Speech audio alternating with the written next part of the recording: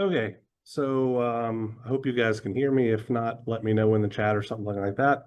One of my graduate students is working on her PhD, and part of her research is determining the efficacy of these circuits testimonials that I'm going to show you guys at the beginning of each class, and as to whether or not that impacts your opinions on the usefulness of the material that you're learning as a whole. So at the very beginning of each class, I'm just going to show you a slide for a couple of minutes. Um, you can have whatever thoughts you have about it, and then you're going to be asked to participate in a couple of surveys throughout the length of the course. The first of which I'll show you guys here today in just a couple of minutes. So I'm going to allow you guys a minute or two to kind of read through this, and then we'll get into things.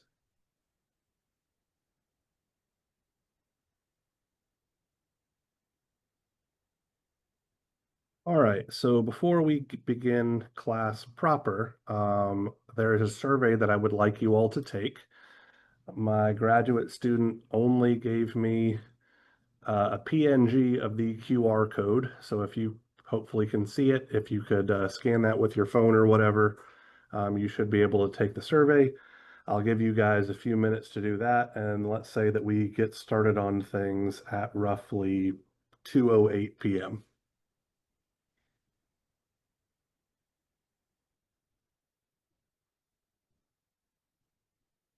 All right, so it's 2:08, so I'm going to close out my email client.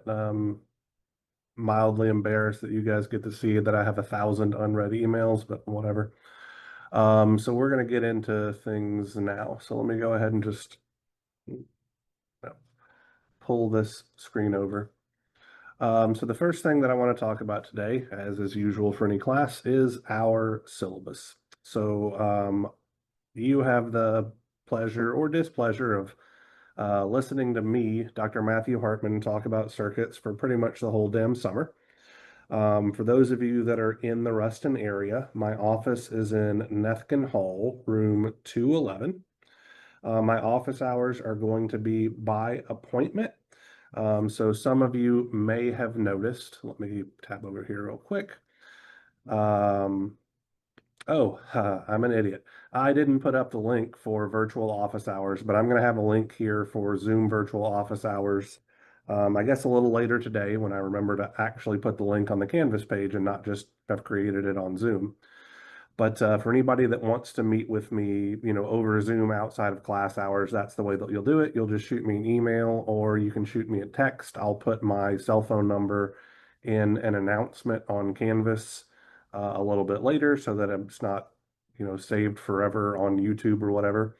And you can just let me know whenever you'd like to meet, and then we can go from there.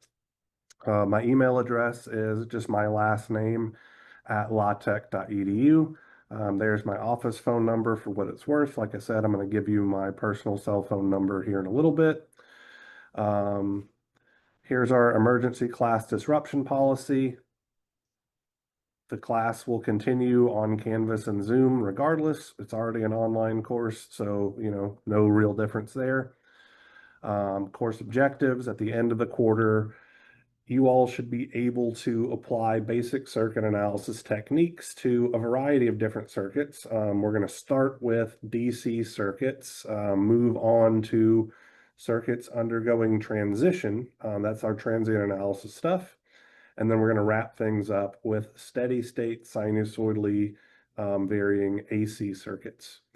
So we are also going to familiarize ourselves with a number of topics, including electrically equivalent circuits, power in all of its various forms, and then solving systems in both the time and frequency domain. The official textbook for this class is Engineering Circuit Analysis, 10th edition by Height, Kimmerly, Phillips, and Durbin. I don't expect anybody to actually purchase that textbook for what it's worth. I think it is a very good textbook.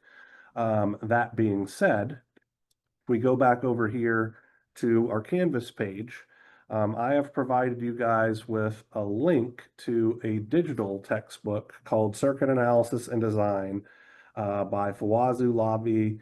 I can't remember what Maharbaz's first name is and Cynthia first. This is put out by the University of Michigan Publishing.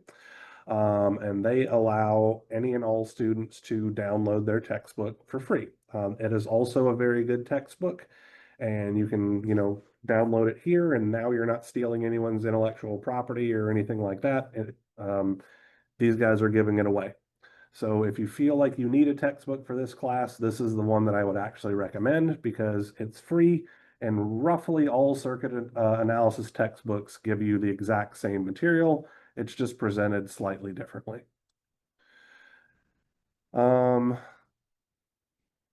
Students that need extended time on their exams and stuff like that need to register with the Department of Testing and Disability Services sooner rather than later. We'll talk a little bit about tests in this class when we get to that section of the syllabus. Just suffice it to say, if you have a need for extended time, please sign up. Okay. Class attendance is technically going to adhere to University Policy 2206. I know that this is kind of an odd duck since it's an online class, so we'll talk about that part when we get to the in-class assignment portion of the syllabus. Here we have the academic honor code, which you guys wrote on all of your homeworks and stuff like that in your freshman year. Being a student of higher standards, you pledge to embody the principles of academic integrity. With regards to academic misconduct, I don't think there's a lot of opportunity for anything on that end in this particular course just because of its online modality. Be professional and courteous to each other while we're all here together on Zoom, and then don't cheat. Homework is going to be handled on WebWork. Your first homework assignment will not be put up until Friday's lecture. You're granted an unlimited number of attempts per problem, and it says here that the specific due date for each homework assignment will be listed on WebWork, so I'm going to talk to you a little bit about how those due dates are going to work. Essentially, the homework for any given lecture is going to be due at midnight after the following lecture. So if, let's say, I assign a homework on a Monday, it'll be due Wednesday at midnight. So if you turn it in before Wednesday at midnight and you do everything correctly, you will get full credit. However, I am going to have a reduced scoring window of 2 days as well. So that means for a homework that's due on Monday, you can actually receive 75% credit if you manage to get it completed by Friday at midnight. So I'm trying to give you guys a lot of time to work on the homeworks, but you'll only receive full credit if you're really keeping on top of things. And the reason why I want it to work that way is because we cover so much material in this class. It's so easy to get behind.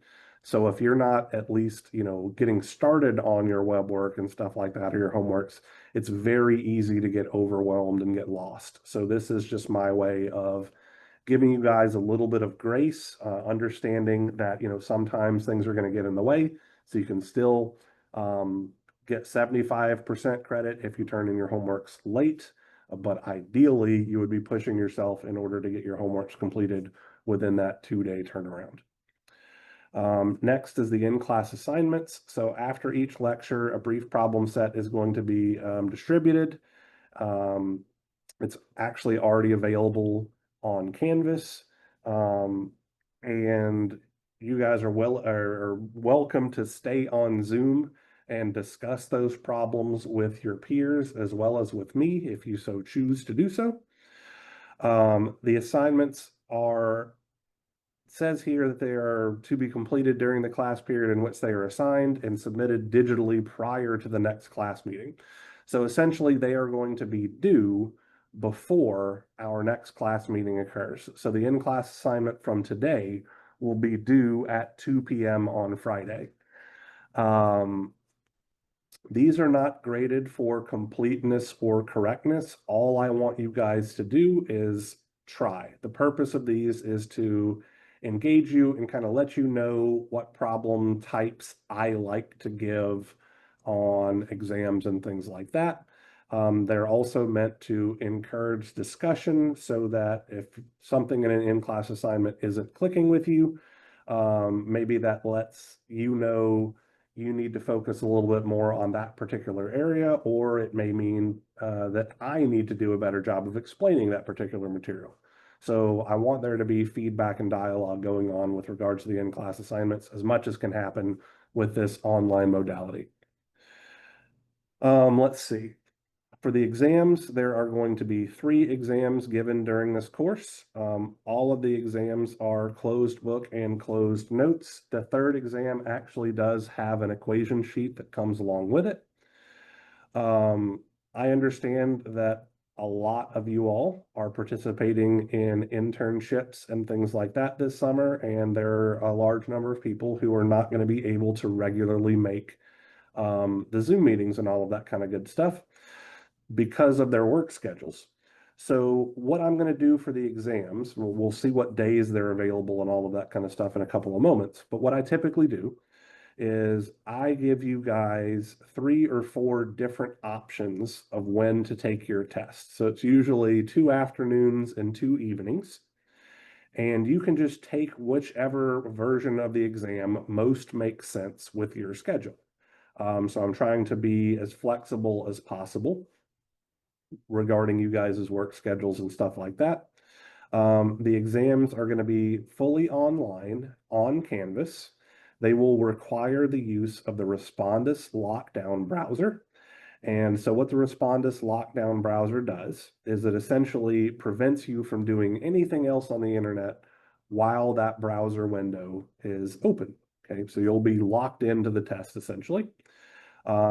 There are a couple of different options that I can set up on Respondus. The ones that I usually do are I have Respondus access your webcam and it takes a video of you taking your test. And so this is so that I can see that you're not, using materials that you're not supposed to have access to in your test, or you're not talking to people in a separate room or using your phone and all of that kind of stuff. So you are literally going to be recorded while you take your tests here on Canvas. And then it flags behavior that I have it set to say looks like potential cheating, and then I'll go back through and review that footage and make a determination as to whether or not an individual was cheating on their exam. So in order to take the test in this class, you absolutely have to have a working webcam. There are no exceptions. So if you don't have a working webcam and you cannot afford to have a working webcam for whatever reason, you genuinely need to drop the class and take it again in the fall. There's no way I can handle anything outside of this. Any questions about the exams or anything before I move on to other things? Where do we turn in our ICAs at? Fantastic. So I sounds like I'm a jackass and forgot to create an online submission portal for you guys to do that. So you'll turn them in on Canvas. I'll set up the first portal here after I wrap up the lecture. Sorry for forgetting to do that. And then oh, goodness gracious, there should be an online submission portal for all of the subsequent ones set up beforehand. I just got distracted, I guess. Sorry about that. Any other questions about any of the assignments or anything?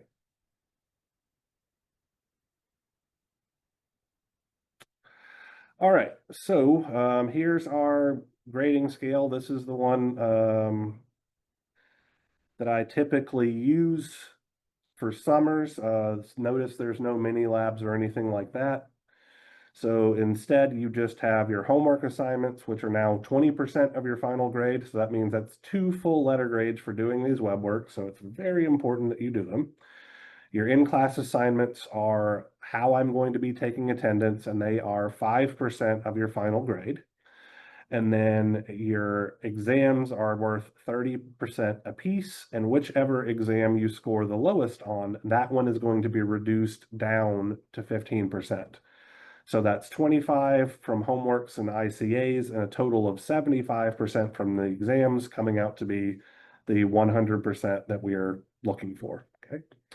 The grading scale that's used for this course is a traditional 10-point scale. So 100 to 90 is an A, 89.99 to 80% is a B. I don't round or curve or anything like that. So if you want to earn an A in this class, then you need to make above a 90%.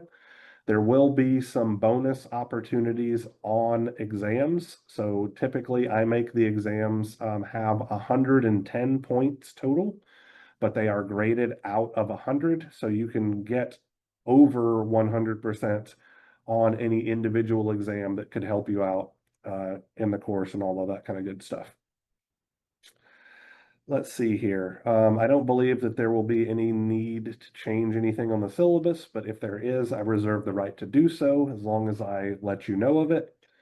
More information about the emergency notification system, COVID-19 policy, which literally doesn't matter for this particular class since it's fully online. But anyway, counseling services. If you need counseling services, they are available to you as Louisiana Tech students free of charge. You can access that kind of stuff here at this link. And then we have our tentative course schedule. Okay. So see if I can scroll this a little bit better. So today we've talked about the syllabus. I'll answer any questions that you guys might have after we wrap things up here. I've got effectively the topic that we're going to be talking about listed here out to the side so that you can see what the pacing of the class is and all of that kind of good stuff. Our first exam is going to be the 30th of June. It's only actually going to cover up to this lecture from the previous Monday dealing with practical voltage and current sources, source transformation, and the maximum power transfer theorem. So I give you guys a couple of class meetings to synthesize the material before you're tested on it. Exam 2's material starts with this Thevenin and Norton equivalent circuit stuff, keeps on going through transient analysis 3. Then once again, you're given a couple of class meetings to synthesize that material before you're actually tested on it on exam 2. Exam 3's material starts here with operational amplifiers 1 and goes all the way through AC power 3. I could host a review session on this Friday, August 8th, if you guys wanted me to. I don't have anything else planned. I've made it, there's that gap essentially, A, so that you guys have time to process things, and B, so that I don't have so that I don't have to give a test on a weekend where you guys are more likely to not be available. So it looks like I've got everything set up so where all of your exams will be accessible. It says here on Monday, so you'll probably have access on both a Monday afternoon, Monday evening, Tuesday afternoon, and Tuesday evening. If those kind of time frames absolutely don't work with you, you need to let me know as soon as possible, and we can make some other sort of arrangement. Okay, any other questions about the syllabus before we move on to today's lecture content?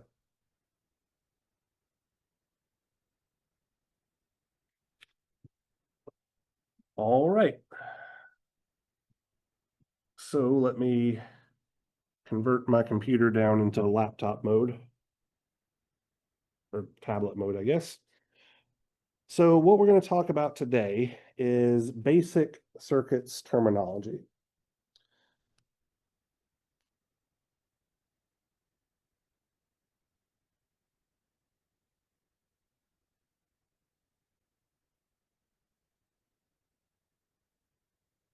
And I spend one lecture talking about basic circuit terminology because there's a lot of jargon that's involved in circuit analysis. And so I want to just make sure that we're all starting on a level playing field and everybody understands exactly what it is that I'm talking about. Okay.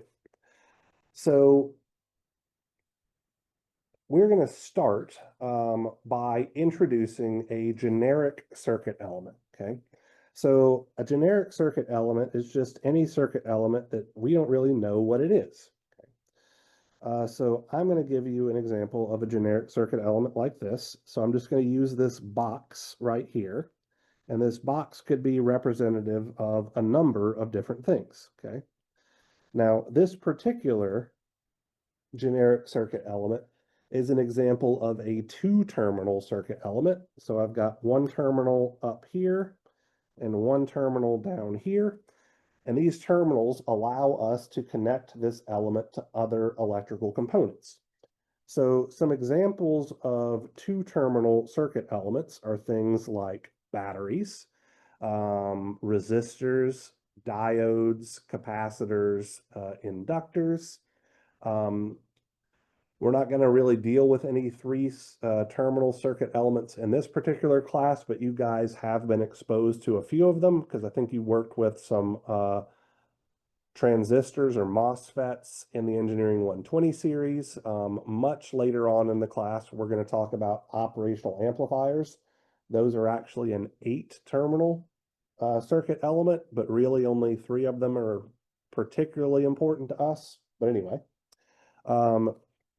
so anytime that you see a box like this, it just means that you don't know what circuit element it represents. Okay, so because you don't know what kind of circuit element represents, you can only rely on very basic rules in order to analyze it. Okay? So, as I mentioned earlier, the terminals of this generic circuit element are what allows us to connect additional circuit elements and create a network. Okay. So I'm going to have some generic circuit element over here, and I'm going to connect these guys together like so. So now that we've got 2 circuit elements and they are connected together, it might be useful for us to label them. Okay, so I'm going to call this guy on the left generic circuit element A, and I'm going to call this guy to the right on top generic circuit element B. Okay, so these 2 circuit elements connected together form what's commonly known as a network. So now I'm going to give you guys an official definition here. We're going to say that a network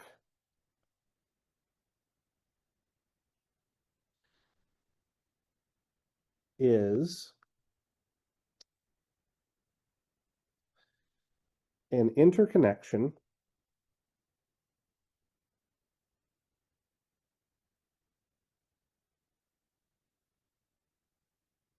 between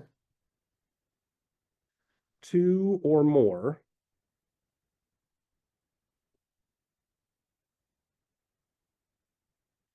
circuit elements. So if I have 2 or more circuit elements and they're connected to each other, I have formed some sort of network. Whether that network is of any use to anybody is an entirely different thing, but a network has been formed. Okay. I'm also going to introduce another concept here. So a node is going to be defined as the point of interconnection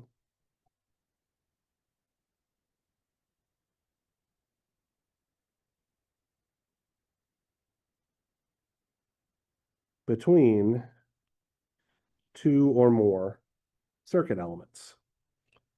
Oops, goodness.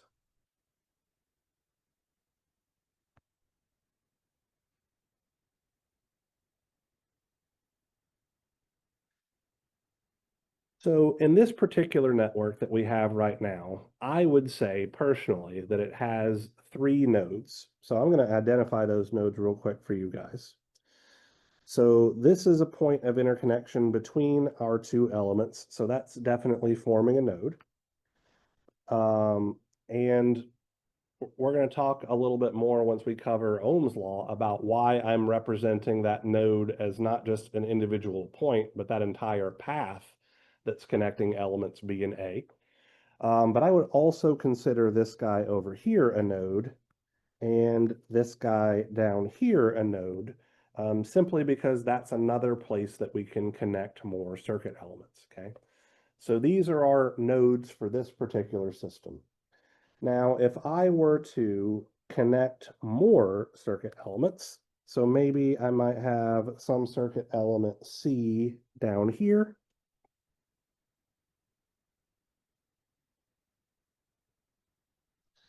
and some circuit element D over here to the right, like so. Now our network is getting a little bit more complicated. So I'm going to continue to identify my nodes by carrying on that color convention that I was using earlier. So now that B node gets to extend down to here where it's touching element C and extend over here to where it's touching element D.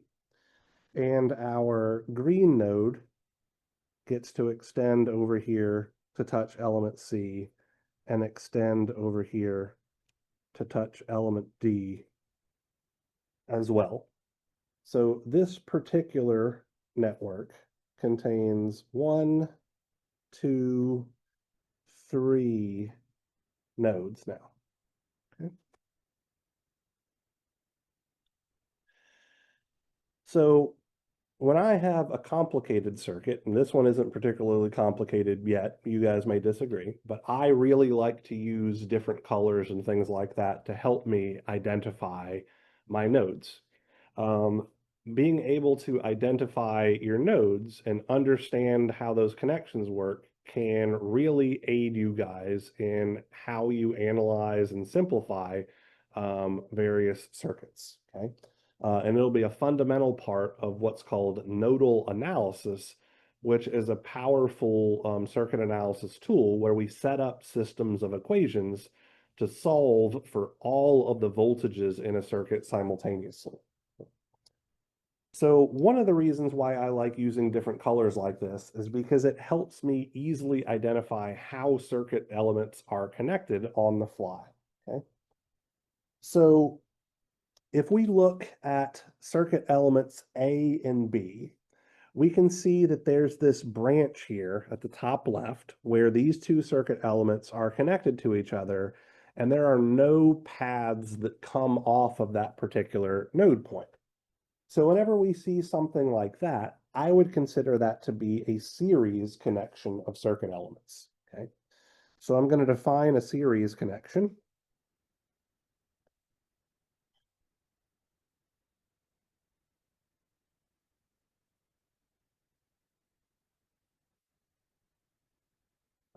And so for right now, a series connection is going to be the connection between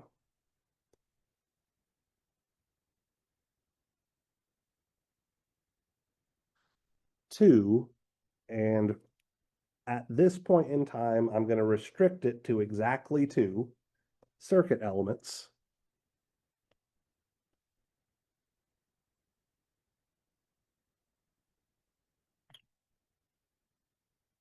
with no additional branching paths.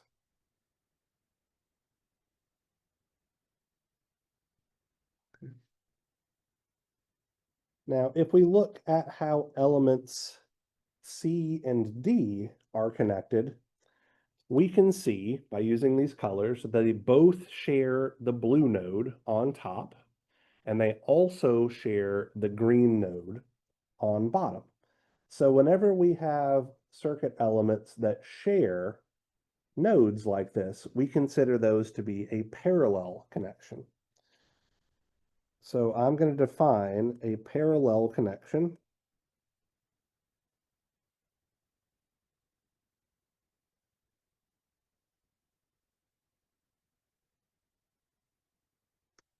as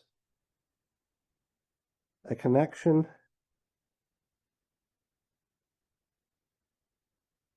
between two or more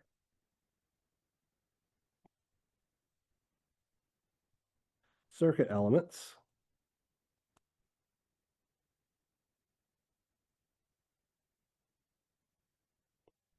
where all sets of terminal pairs, goodness, can't spell, terminal pairs are shared. So I'm going to scroll up here so that we can see the full circuit or the full network again really quickly. So A and B, that connection is an example of a series connection, and how C and D are connected to each other are an example of a parallel connection. So one thing that I don't believe is emphasized enough in the Engineering 120 series is that not all connections between circuit elements will fall into the bin of being a series connection or a parallel connection. So for example, let's look at how elements B and C are connected to each other, right? So they are connected to each other because they both share the blue node. However, because that blue node branches off and touches element D, that means that they aren't connected to each other in series. If we look at the other terminals, we can see that B is connected on the left-hand side to the red node, and C is connected on bottom to the green node. So that means that B and C aren't in parallel because while they do share the blue node, they don't share their other terminal pairs, okay? So it's perfectly acceptable for circuit elements to not be connected in series or not be connected in parallel.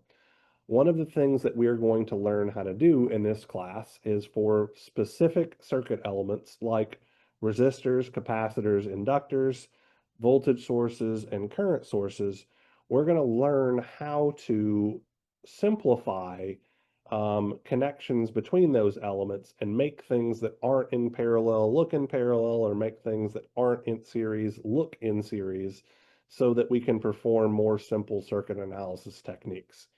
That's going to get into the concept of electrical equivalence that we will introduce probably on maybe next Wednesday.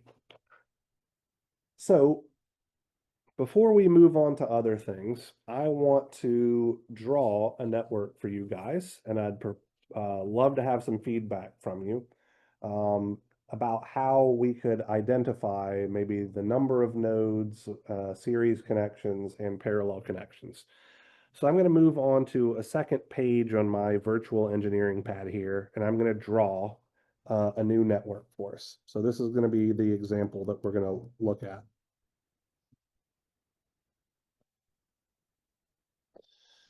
So in this particular network, I'm going to have some generic circuit element A, like so.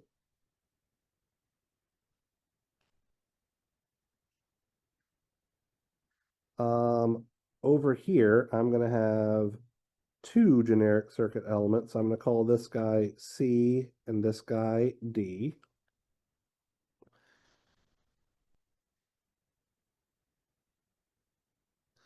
Diagonally across, I'm going to put another circuit element. Let's call this one B.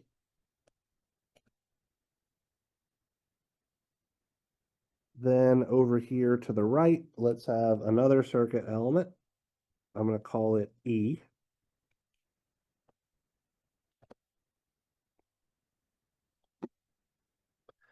And then over here, I'm going to have circuit element F. Down here, I'm going to have circuit element G. And I'm going to complete that path with another circuit element H over here.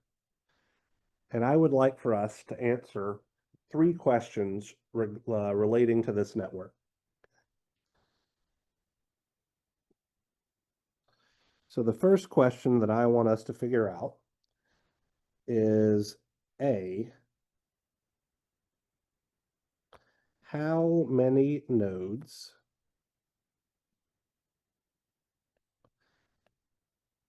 does this network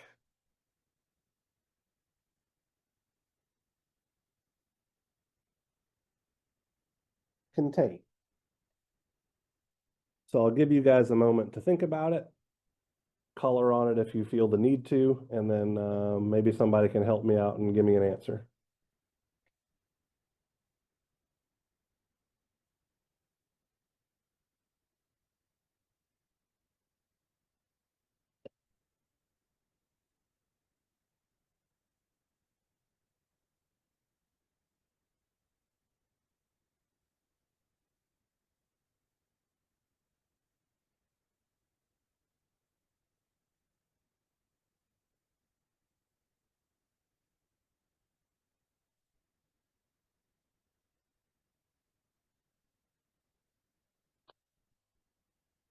So of the 27 of you that are on Zoom with me, anybody have any thoughts on how many nodes this particular network contains?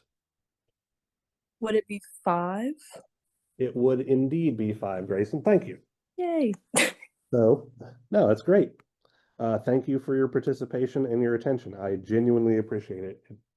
As a tangent, it kind of drives me nuts sometimes to be teaching a class to just a whole bunch of black screens where nobody's talking about anything. So I genuinely appreciate the participation. So I got 5 as well. So I'm going to go ahead and identify those 5, just in case anybody got a different number. We can kind of see what's up. So I've got this node here that I'm doing in red that is connecting A, B, C, E, and F together. I've got this node here that I'm going to do in blue. That's how A, B, D, E, and G are connected to each other. Then I've got this node here in green for how C and D are connected to each other. I'm going to do this guy over to the top right in pink, shows how F and H are connected to each other. And then lastly, I've got this node here on the bottom right that shows how G and H are connected to each other. So there were indeed 5 nodes. Okay. Pardon me. So question B is, which of the circuit elements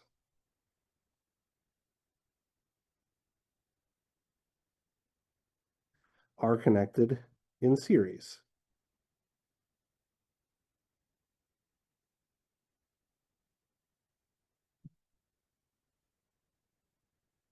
So recall that the definition for a series connection is 2 circuit elements that are connected to each other at a single node point with no branching paths. So anybody care to venture a guess as to which circuit elements here, if any, are connected in series? C and D. So C and D are definitely connected in series. Goodness, that C looks terrible. Are there any other series connections? F and H. F and H, absolutely. Anything else? H and G. H and G, absolutely right. So those are the 3 different pairs of generic circuit elements that are connected to each other in series. There are not any others. So if you see any others, you're incorrect, unfortunately. It probably contains some sort of branching path that's messing things up. Lastly, and this one is a little bit harder, which of the elements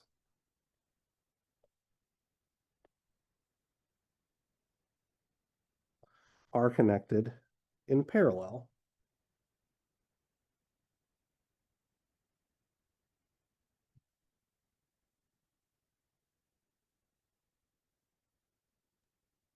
A, B, E. Exactly right. B. Yeah. Just A. So A, B, and E are all connected in parallel because they all share the red node on top and they all share the blue node on bottom, okay? So just because they're not physically right next to each other doesn't matter. E is still connected in parallel because it shares the exact same nodes, red on top and blue on bottom, as A and B. Okay. So before we jump back and talk about some more topics, does anybody have any questions about this example, or would they like me to clarify anything?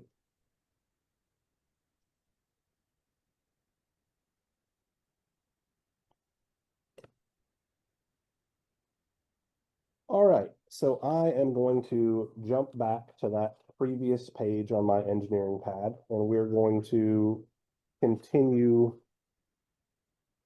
our discussion. Sorry, lost my place in my notes here.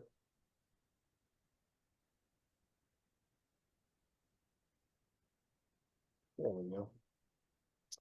So let me jump back over here real quick. And I'm going to redraw that network without the colors, just because I don't want this drawing to get too busy for us, okay? So just to quickly put this up again, we've got element A here, B here,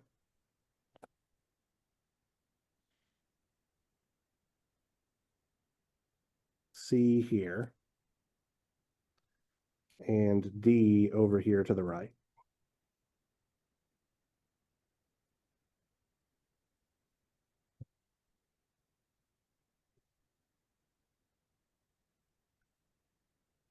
So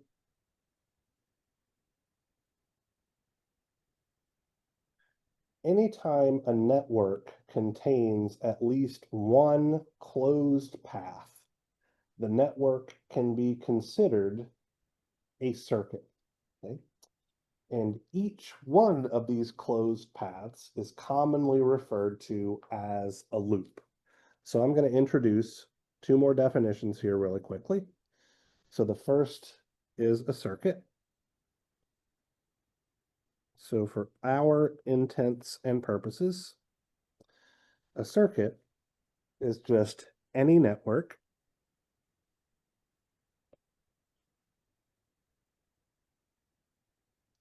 that contains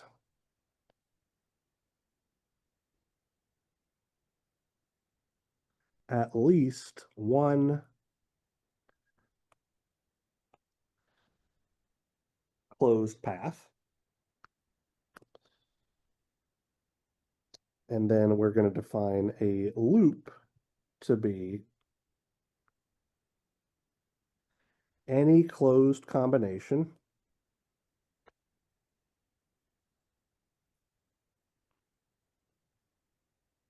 of circuit elements and nodes.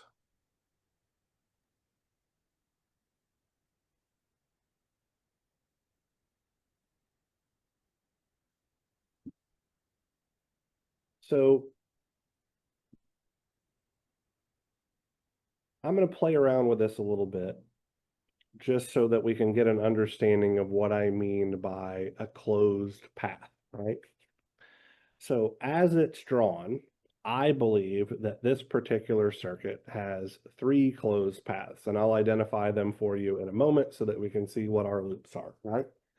Well, if I were to take out this element C here, this would still be a circuit because there's a closed path that goes around the perimeter, right?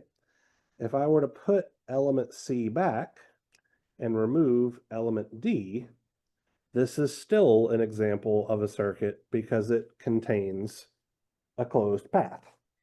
But if I take both C and D away, now this is just a network because there are no closed paths in our system. Okay, so I'm just trying to illustrate what I mean by a closed path. I need effectively those branches to be completed. Okay, if I were to draw a line right there representative of a wire or something like that, now once again I have a circuit. Okay, so let me put elements C and D back there.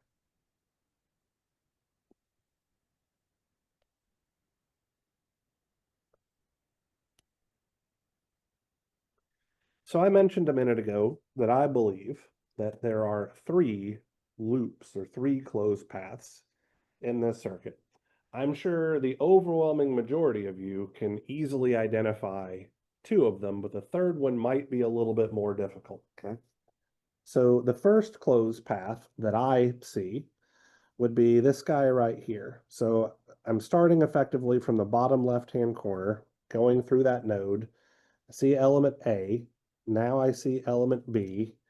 Now I see C. and then I close it up because there's a wire there on the bottom. So this is one closed path. The second closed path might be this guy over here, where start from the bottom, go up through element C, across, down through element D, and then back across, closing my path. Anybody have any thoughts on where that third closed path might be?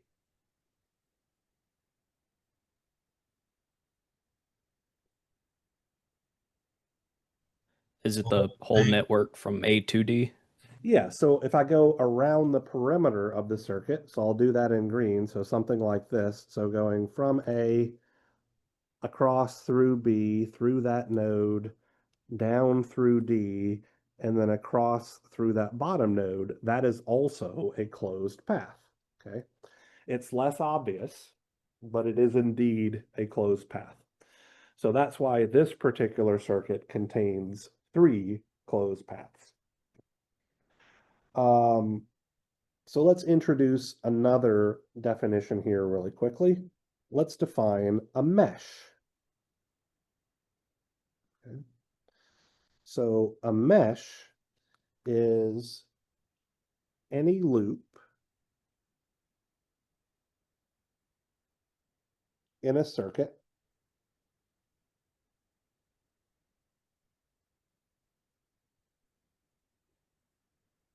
which does not contain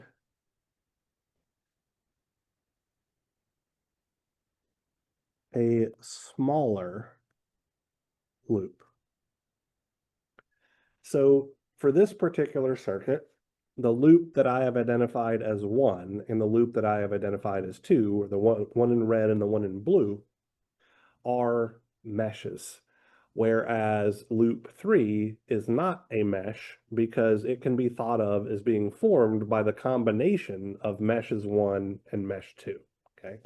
Or loop 1 and loop 2. So meshes, at least I feel, are very easy to identify because they're just the smallest, most obvious paths that we see in any given circuit. So let's circle back around to that example network. Gosh, I think I went way too many pages. And I'm going to redraw this guy again without all the colors. And then we're going to try to identify the meshes and the loops. And then that'll be it for today's lecture material. So I'm just going to redraw this circuit. So here's A,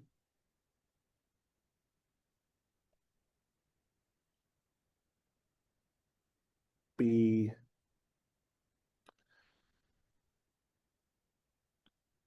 C, and D.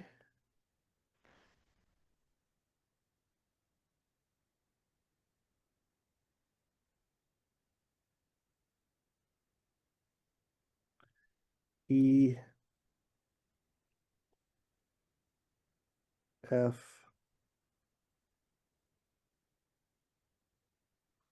G, and H finally over here.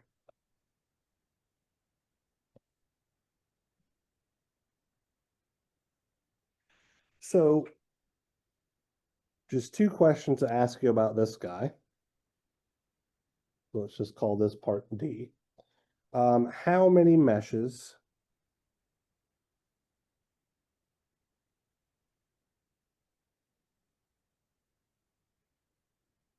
does this circuit contain? Anyone care to venture a guess? 4. 4, absolutely right. So I've got this kind of triangular mesh here.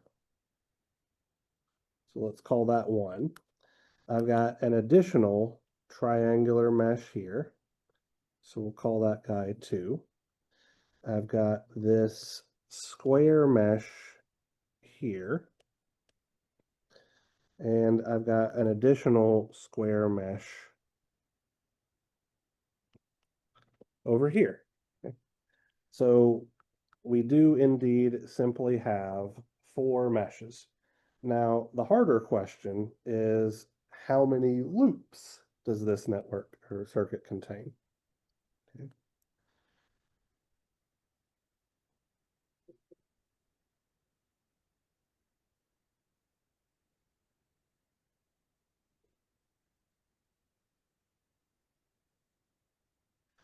So how I would answer this is I would break it down into smaller parts, right? So the first thing that I might find is how many single mesh loops we have. So those are literally just, sorry, single mesh loops. Those are literally the 4 that we've already identified, okay? Now we need to figure out how many 2 mesh loops we might make. Anybody have any thoughts on that? So these are going to be loops that are just formed by combining 2 meshes.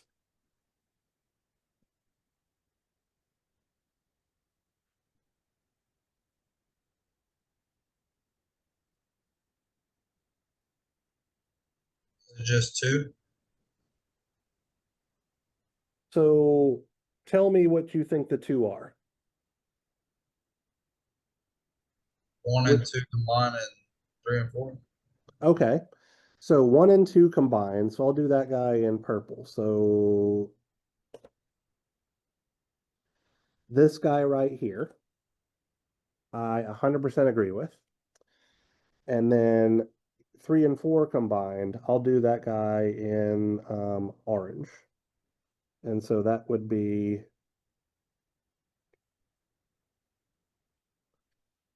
this guy right here. There's actually one more. Does anybody else know which one it is? Is it those 2 combined? So if I combine those guys together, that's actually going to be a 4 mesh loop because I have 2 meshes combined with 2 meshes is 4 meshes. So the other 2 mesh loop, and this one isn't as obvious, just for what it's worth, I'll do in this pink color here. So I can actually combine, and I'm sorry this is getting so busy, meshes 2 and 3 together to form a 2 mesh loop like so. So there are 3 2 mesh loops in this particular circuit. Before I move on to 3 mesh loops, does that make sense?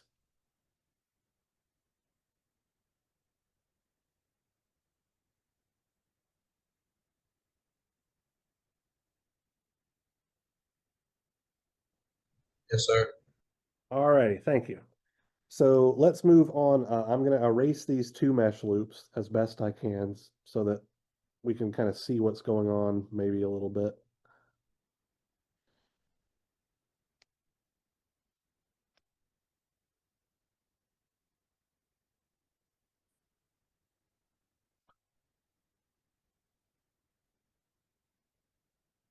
Okay. 3 mesh loops. Anybody have any thoughts on those? 2. There are 2 of them. Thank you, Trevor.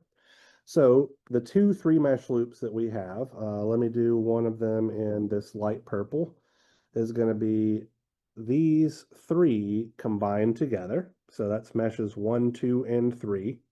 And then our other one is going to be meshes 2, 3, and 4, which I'll do in light gray. So something like this. Okay. So we have exactly 2 mesh loops. And then lastly, we have our 4 mesh loops, which we've actually already identified. So there's only one 4 mesh loop. And it is going to be this guy. I'll do orange, I guess, just around the perimeter of the circuit, like so. All right, so that's really all the material that I wanted to cover for today. So we've talked about networks and circuits. We've learned to identify series connected circuit elements and parallel connected circuit elements. We've learned the definitions for nodes, loops, and meshes. So I think we're all speaking the same language now. So our lecture on Friday is going to be about basic circuits terminology. And that's where we're going to identify the different quantities. Excuse me, I think I said basic circuits terminology. That was today. Basic electrical quantities is what we're going to talk about on Friday. And that's where we're going to kind of define things like voltage, current, power, and energy, which are the quantities that we are interested in whenever we're analyzing a circuit. Okay. So you do have an in-class assignment that is available on Canvas.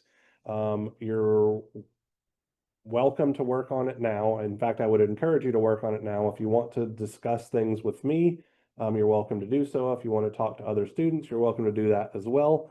I'm going to take a moment here to set up the online submission portal so that you guys can turn it in.